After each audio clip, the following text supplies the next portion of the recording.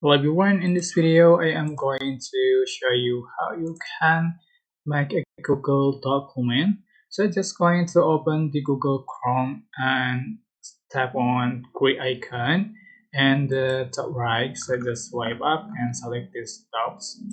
Just click and select blank to start a new document. Appears like this. So just type your text, like you write on a Microsoft Word, I think, but it is with Autos help. You can share with others, and you can write a report, create join project proposal, keep track of meeting notes, and more. So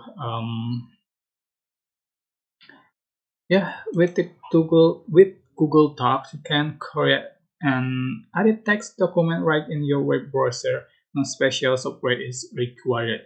So even better, multiple people can work at the same times.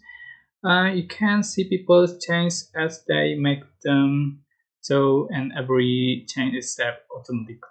So that's how to make a Google document.